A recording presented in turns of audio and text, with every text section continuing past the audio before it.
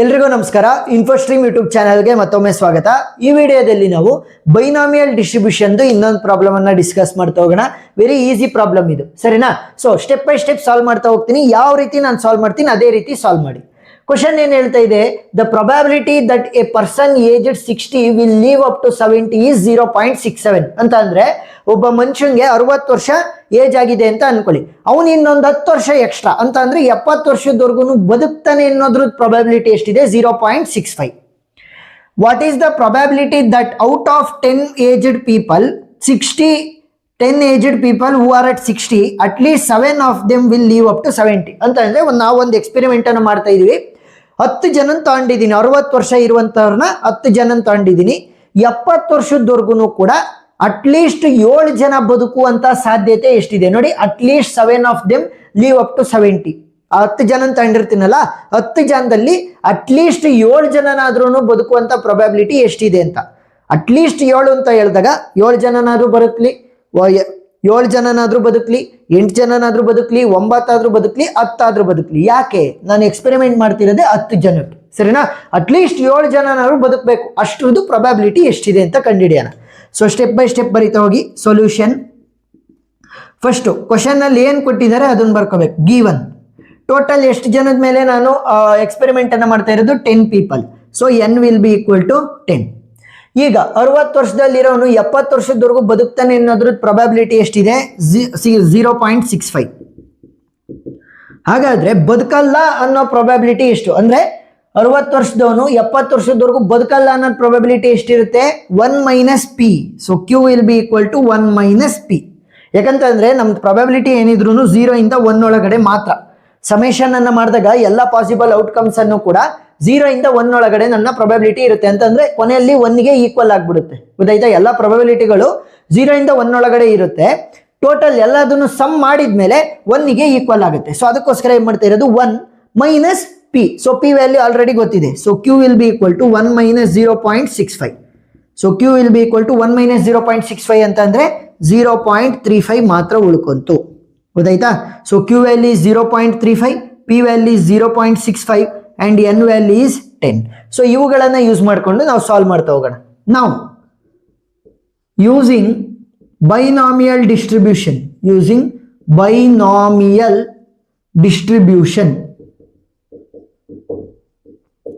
So binomial distribution formula ಏನು? P of X will be equal to NCX into P power X into Q power N minus X. ಗೊತ್ತಾಯ್ತಾ? ಏನ್ formula?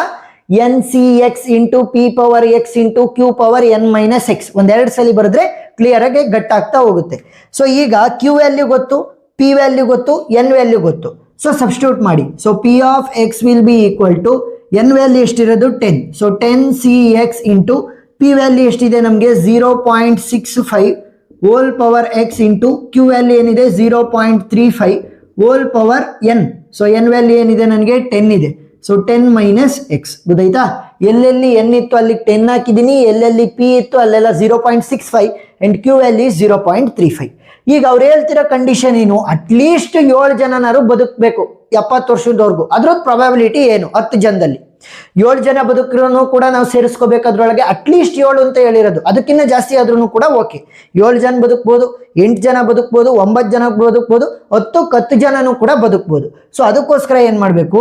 Probability of x value greater than or equal to 7 ಅನ್ನ ಕಂಡುಹಿಡಿಯೋಣ. ಅಂತ ಅಂದ್ರೆ 7, 8, 9, 10 maximum 10 ಜನ ಅಲ್ವಾ? So 10 ವರ್ಗು ಕೂಡ. So probability of 7 plus probability of 8 ಜನ ಬದುಕುವಂಥದ್ದು, ಪ್ರೊಬ್ಯಾಬಿಲಿಟಿ ಆಫ್ 9 ಜನ ಬದುಕುವಂಥದ್ದು, ಪ್ರೊಬ್ಯಾಬಿಲಿಟಿ ಆಫ್ 10 ಜನ ಬದುಕುವಂಥದ್ದು. ಸೊ ಇವಾಗ ಒಂದೊಂದನ್ನೇ ಆಡ್ ಮಾಡ್ತಾ ಹೋಗೋಣ. ಸೊ ಯಾವ ರೀತಿ ಅಂತಂದ್ರೆ ನೋಡಿ, ಇಲ್ಲಿ ಪಿ ಆಫ್ ಎಕ್ಸ್. ಸೊ ಇಲ್ಲಿ ಪಿ ಆಫ್ 7, ಎಕ್ಸ್ ಜಾಗದಲ್ಲಿ 7 ಇದೆ. ಸೊ ಇಲ್ಲಿ ಎಲ್ಲೆಲ್ಲಿ ಎಕ್ಸ್ ಇದೆ ಅಲ್ಲೆಲ್ಲ 7 ಅನ್ನ ಸಬ್ಸ್ಟಿಟ್ಯೂಟ್ ಮಾಡಿ. 10C7 into 0.65 whole power 7 into 0.35 whole power 10 minus 7 plus ಈಗ ಪಿ ಆಫ್ 8, ಎಕ್ಸ್ ಜಾಗದಲ್ಲಿ 8 ಅನ್ನ ಸಬ್ಸ್ಟಿಟ್ಯೂಟ್ ಮಾಡಿ. 10C8 into 0.65 whole power 8 into 0.35 whole power 10 minus 8. Next plus 9 ಅನ್ನ ಸಬ್ಸ್ಟಿಟ್ಯೂಟ್ ಮಾಡ್ತಾ ಹೋಗಿ. 10C9 into 0.65 whole power 9 into 0.35 whole power 10 minus 9 plus ಇವಾಗ 10 ಅನ್ನ substitute ಮಾಡ್ತಾ ಹೋಗಿ, ವ್ಯಾಲ್ಯೂ ಏನಾಗುತ್ತೆ 10c 10 into 0.65 whole power 10 into 0.35 whole power 10 minus 10. ಗೊತ್ತಾಯ್ತಾ? ಸೊ ಈಗ ಇದನ್ನ ಕ್ಯಾಲ್ಕುಲೇಟ್ ಮಾಡ್ತಾ ಹೋಗೋಣ. ಕ್ಯಾಲ್ಕುಲೇಟರ್ನ ಯೂಸ್ ಮಾಡಿಕೊಂಡು 10c7. ಸೊ ಯಾವ ರೀತಿ ಕಂಡುಹಿಡಿಯೋದು? ಸಿಂಪಲ್, 10 ಅನ್ನ ಒತ್ತಿ ಆಮೇಲೆ NCR ಬಟನ್ ಅನ್ನ ಪ್ರೆಸ್ ಮಾಡಿ, ಆಮೇಲೆ 7 ಅನ್ನ ಪ್ರೆಸ್ ಮಾಡಿ, ಆಮೇಲೆ ಈಕ್ವಲ್ಸ್ ಅನ್ನ ಪ್ರೆಸ್ ಮಾಡಿ. 10 NCR ಬಟನ್ 7 ಮತ್ತೆ ಈಕ್ವಲ್ಸ್ ಅನ್ನ ಪ್ರೆಸ್ ಮಾಡಿದ್ರೆ ನಮಗೆ 10c7 ವ್ಯಾಲ್ಯೂ ಸಿಗ್ತಾ ಹೋಗುತ್ತೆ. ಸೊ 10c7 ವ್ಯಾಲ್ಯೂ ನಮಗೆ ಏನು ಬಂದಿರೋದು 120 ಬಂದಿದೆ ಇಂಟು. ಸೊ ಅಷ್ಟನ್ನು ಕೂಡ ನಾನು ಒಂದೇ ಸಲ ಮಲ್ಟಿಪ್ಲೈ ಮಾಡ್ತೀನಿ. ನೋಡಿ ಇಲ್ಲಿ 0.65 ಪವರ್ 7 ಇದೆ, 0.35 ಹೋಲ್ ಪವರ್ 10 ಮೈನಸ್ 7 ಅಂತಂದ್ರೆ 3 ಆಯಿತು. ಸೊ ಅಷ್ಟನ್ನು ಕೂಡ ಒಂದೇ ಸಲ ಮಲ್ಟಿಪ್ಲೈ ಮಾಡೋದು. So 120 into 0.65 whole power 7 into 0.35 whole power 3. So value ಎಷ್ಟು ಬರುತ್ತೆ ನಮಗೆ 0.2522. ಸರಿನಾ? ಪಾಯಿಂಟ್ ಆದಮೇಲೆ 3 ಸಾಕು, 0.252 ಸಾಕು. Plus next 10c8, 10 NCR button 8 ಅನ್ನ ಪ್ರೆಸ್ ಮಾಡಿದ್ರೆ 10c8 ಬಂತು, ದಟ್ ಈಸ್ 45. ಸೊ ಮಲ್ಟಿಪ್ಲೈ ಮಾಡ್ತಾ ಹೋಗಿ, 45 into 0.65 power 8, 0.35 whole power 10 minus 8, 10 minus 8 ಅಂತಂದ್ರೆ 2. ಸೊ ವ್ಯಾಲ್ಯೂ ಎಷ್ಟಾಗುತ್ತೆ 45 into 0.65 whole power 8 into 0.35 whole power 2. So value ಎಷ್ಟು ಬರುತ್ತೆ ನಮಗೆ 0.175. ಪ್ಲಸ್ ನೆಕ್ಸ್ಟ್ ಇದಕ್ಕೆ ಬರೋಣ, 10c9, 10 NCR ಬಟನ್ 9 ಅನ್ನು ಹೊಡೆದು ಇಸ್ ಈಕ್ವಲ್ ಟು ಹೊಡಿರಿ, ಎಷ್ಟು ಬಂತು 10. So 10 into 0.65 power 9 into 0.35 whole power 10 minus 9 ಅಂತಂದ್ರೆ 1. ಸೊ ಏನಾಗುತ್ತೆ ವ್ಯಾಲ್ಯೂ 10c9 ಅಂತಂದ್ರೆ ನಮಗೆ ಎಷ್ಟು ಬಂತು 10c9 ವ್ಯಾಲ್ಯೂ ನನಗೆ ಬಂದಿದ್ದು 10. So 10 into 0.65 whole power 9 into 0.35 whole power 1 ಆಗುತ್ತೆ, ಯಾಕಂದ್ರೆ 10 ಮೈನಸ್ 9 ಅಂತಂದ್ರೆ 1. So that is 0.35 it self. Value ಎಷ್ಟು ಬಂತು ನಮಗೆ 0.072 ಬಂತು. Plus next last one 10c10, 10c10 value ಏನಾಗುತ್ತೆ 1 ಆಗುತ್ತೆ. So 1 into 0.65 whole power 10 into 0.35 power 10 minus 10, 10 minus 10 ಅಂತಂದ್ರೆ 0 ಆಗುತ್ತೆ. So any value having power as 0, it's value will be 1. 100 power 0 ಕೂಡ 1 ಆಗಿರುತ್ತೆ, 1000 ಪವರ್ 0 ಕೂಡ 1 ಆಗಿರುತ್ತೆ. ಸೊ 0.35 ಪವರ್ 0 ಏನಾಗುತ್ತೆ 1 ಆಗುತ್ತೆ. ಸೊ ಇದು ಕೂಡ 1, ಇದು ಕೂಡ 1. So 1 into 1 into 0.65 power 10. So 0.65 whole power 10 ವ್ಯಾಲ್ಯೂನ ಕಂಡುಹಿಡಿರಿ ಅಷ್ಟೇ. ಸೊ ಎಷ್ಟು ಬರುತ್ತೆ ನಮಗೆ 0.0134 ಬಂತು. ಸೊ ಪಾಯಿಂಟ್ ಆದಮೇಲೆ 3 ಡೆಸಿಮಲ್ ಸಾಕು.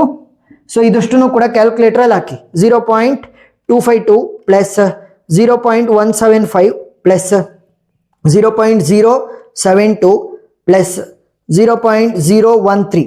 ಸೊ ವ್ಯಾಲ್ಯೂ ಎಷ್ಟು ಬಂತು 0.512. So this is the final answer. ಸರಿನಾ? ಈ ತರ ನೀವು ಸ್ಟೆಪ್ ಬೈ ಸ್ಟೆಪ್ ಸಾಲ್ವ್ ಮಾಡ್ತಾ ಹೋದಾಗ ಫುಲ್ ಆನ್ ಫುಲ್ ಮಾರ್ಕ್ಸ್ ಕೊಡ್ತಾ ಹೋಗ್ತಾರೆ. ನೆಟ್ಗೆ ಹೋಗ್ತೀನಿ, ಅವಾಗ ನೀವು ಸ್ಕ್ರೀನ್ ಶಾಟ್ ಅನ್ನ ತಕೊಂತ್ರಿ. ಸೊ ವಿಡಿಯೋ ಇಷ್ಟ ಆಗಿದ್ರೆ ಸಬ್ಸ್ಕ್ರೈಬ್ ಆಗೋದನ್ನ ಮರಿಬೇಡಿ. ಎಕ್ಸ್ಟ್ರಾ ಪ್ರಾಬ್ಲಮ್ಸ್ ವಿಡಿಯೋ ಲಿಂಕ್ಸ್ ನಾನು ಡಿಸ್ಕ್ರಿಪ್ಷನ್ ಅಲ್ಲಿ ಕೊಟ್ಟಿರ್ತೀನಿ, ನೀವು ನೋಡಬಹುದು.